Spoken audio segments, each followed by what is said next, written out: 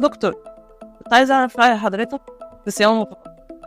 ماله الصيام المتقطع حنين؟ قولي. يعني أنا بقعد مثلا يوم كامل ما باكلش، وارجع آخر النهار كده آخد وجبة واحدة. إيه رأي حضرتك؟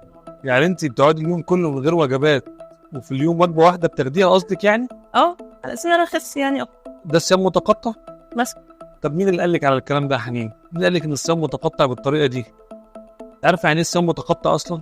أيوة. الصيام متقطع ان الناس اللي ما عندهاش رفاهيه ان هي تاخد وجباتها على مدار اليوم، ما عندهاش وقت، ناس مشغوله جدا، مشغوله في وقتها، فبتضطر تاخد وجبات خلال وقت معين.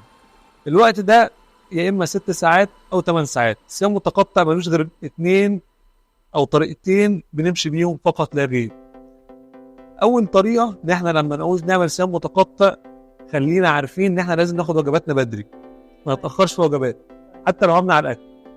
اذا وجباتي لو خدتها في 8 ساعات ابدا ال8 ساعات بتوعي بدري. أيوة. طيب لو خدت وجباتي خلال 6 ساعات برضو ابدا 6 ساعات بدري. انا ملاحظ اليومين اللي فاتوا في موضه كبيره قوي، موضه صيام متقطع. بلاقي الناس كلها يا دكتور احنا عاملين صيام متقطع بس بناخد وجباتنا بالليل. انا باخر وجباتي ابدا فيها علشان ما اجوعش بالليل.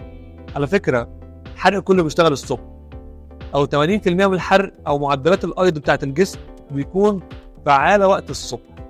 انت سيادتك لما تاخري وجباتك تخليها الساعه 6 7 بالليل، اذا دخلنا في دايره المجاعه وبدا جسمك يبدا يخزن دهون.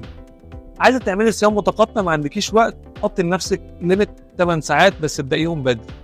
مثلا فطارك الساعه 12 الظهر، من 12 ل 8 المغرب او 8 العصر او 8 بالليل، تمام؟ عدد 8 ساعات. 8 ساعات دول لازم ناخد فيهم 3 وجبات رئيسيه: فطار، غدا، عشاء. يعني ما ينفعش يا حنين انت تروحي البيت تقولي هاخد وجبه بالليل بس لوحدها. ما ينفعش يا حنين تقولي انا هاكل دلوقتي وجبه وبالليل وجبه وبعد كده امنع الاكل. أنا كنت بعمل كده فعلا. لا، أيوة. ما ده غلط. ما هو ازاي؟ ما انت لازم تشغلي الحرق. هتعملي صيام متقطع 8 ساعات، خدي 3 وجبات. في بدايه ال8 ساعات فطاري، تمام. في نص ال8 ساعات خدي وجبه غدا، في اخر ال8 ساعات خدي وجبه عشاء. ممكن بقى تاخدي بقى وجبه خفيفه منهم اللي في النص او الاخيره. اذا دخلت جسمك 3 وجبات رئيسيه. طب في ناس عايزه تاخدها ب6 ساعات، عادي، صيام متقطع برضه. خدي وجباتك من 12 ل 6. تمام. ال3 وجبات، وجبه الساعه 12 وجبه الساعه 3 وجبه الساعه 6. وقتك لا يسمح، اقصى حاجه ليكي وجبتين. اذا الصيام المتقطع مبني على تحديد مواعيد ثابته للوجبات بين اليوم. باقي النهار كله بقى انت بتاخدي سوائل، ممنوع الفواكه وممنوع الخضروات. ده على كده أنا كنت بعك جامد. ما ينفعش تاخدي وقت الصيام بتاعك خضروات وفواكه تقولي انا صيام متقطع. ما ينفعش طبعا، ده صعب. هتاخدي صيام متقطع اذا سوائل وتبدلي وجباتك. ما ينفعش حضرتك صيام متقطع تبداي وجباتك الساعه 7 بالليل. ازاي هتشغلي الحلقه عندك؟ أيوة. انا عارف ان انت شغلك لا يسمح، بس حاولي تفهمي الموضوع اكتر.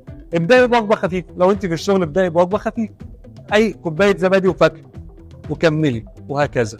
اذا هو ده الصيام المتقطع الصحيح.